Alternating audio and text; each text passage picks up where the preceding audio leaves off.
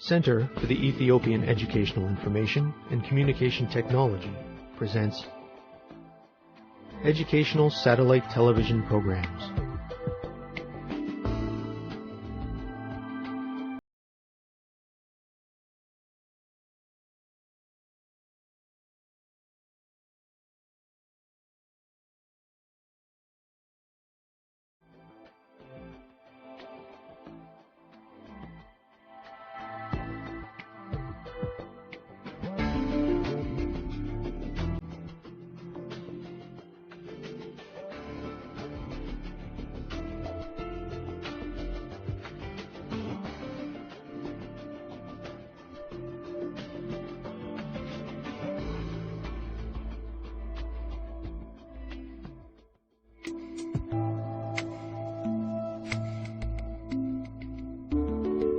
Hello, teacher. Hello, students. Welcome to our final lesson on oxides. Over the last few lessons, we have learned about acid, basic, and amphoteric oxides. We learned that acidic oxides are oxides formed by the chemical combination of oxygen with non-metals. Basic oxides are oxides that are composed of metals and oxygen, and amphoteric oxides are oxides that display both acidic and basic properties. In today's lesson, we will learn about two more types of oxides: neutral oxides and peroxides. We will define both of these and discuss their chemical properties. We will also look at some examples of each, and we will distinguish peroxides from other oxides. Let us begin by discussing neutral oxides. There are only a few neutral oxides. The word neutral refers to the fact that these oxides react neither with acids nor with bases to form salt and water. Therefore, these oxides do not display basic or acidic properties. Examples of neutral oxides include water, carbon monoxide, nitrogen monoxide, and dinitrogen monoxide. Let us move on with our lesson by discussing peroxides. Peroxide can best be defined by the ways in which it is different from other oxides.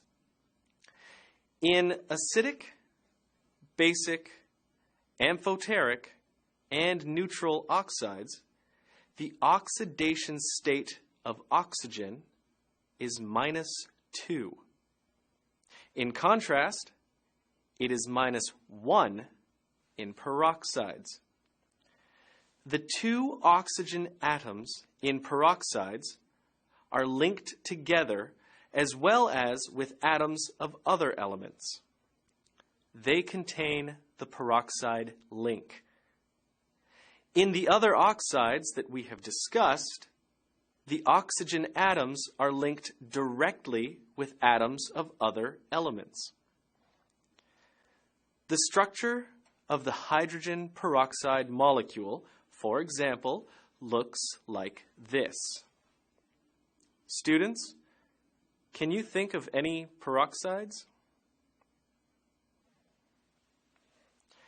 You might be thinking of hydrogen peroxide, sodium peroxide, calcium peroxide, barium peroxide, or even strontium peroxide. Most peroxides of metals, such as sodium peroxide and calcium peroxide, are formed when the metal is burned in the presence of a sufficient amount of oxygen. Peroxides are powerful oxidizing agents. They react with different substances by losing oxygen. For example, when lead sulfide reacts with hydrogen peroxide, lead sulfate and water are formed. When potassium iodide and sulfuric acid react with hydrogen peroxide, iodine, potassium sulfate, and water are produced. The oxidizing powers of hydrogen peroxide in specific make it effective as an antiseptic for cleaning wounds and for mouthwash.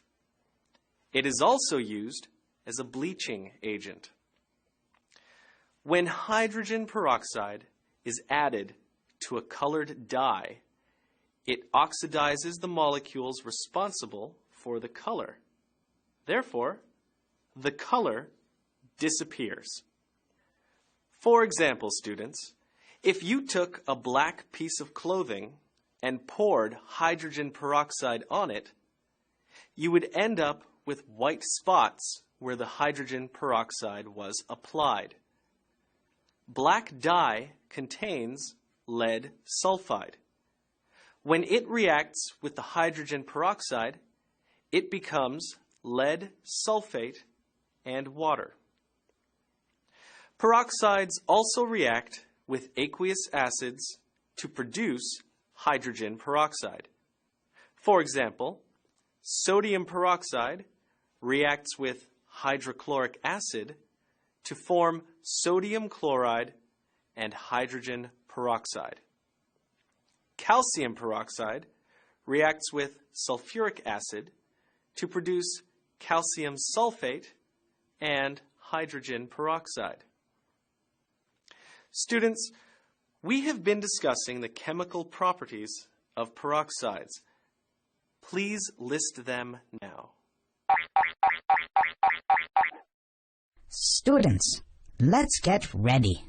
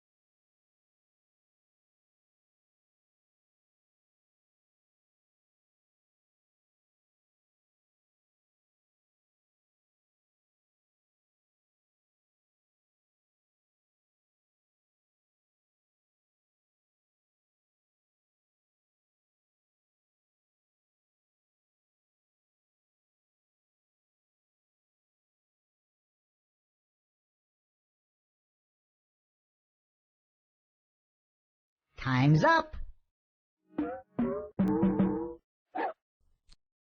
Let's get back to our lesson. Welcome back, students. Were you able to remember the chemical properties of peroxides? Let us go through them together. Peroxides are powerful oxidizing agents. They react with different substances by losing oxygen. Also, peroxides react with aqueous acids to form hydrogen peroxide. Let us now discuss an experiment that will help us distinguish peroxides from other oxides. To begin, 3 beakers are needed. In the first, 20 grams of potassium iodide are dissolved in water to prepare a 250 milliliter solution. In the second beaker, 2 milliliters of concentrated sulfuric acid are diluted in 18 milliliters of water. In the third beaker, a starch solution is prepared by boiling 1 gram of starch in 100 milliliters of water. 50 milliliters of the potassium iodide solution is poured into 4 additional beakers.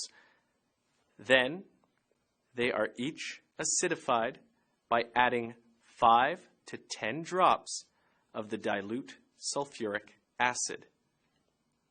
Into the first of these new beakers, a spatula of either calcium oxide or magnesium oxide is added. Into the second, aluminium oxide, zinc oxide, or lead oxide is added. Sodium peroxide or barium peroxide is added to the third, and phosphorus pentoxide to the fourth. Finally, about 5 milliliters of the starch solution is added to each of the 4 beakers. Color changes will begin to occur in one of the beakers. For example, when sodium peroxide or barium peroxide is added to the third beaker, the brown color of the iodine appears. This is because the iodine ion oxidizes to iodine molecule. When the starch is added, the solution turns blue. Students, please write the balanced chemical equation for this change. Students, let's get ready. Begin.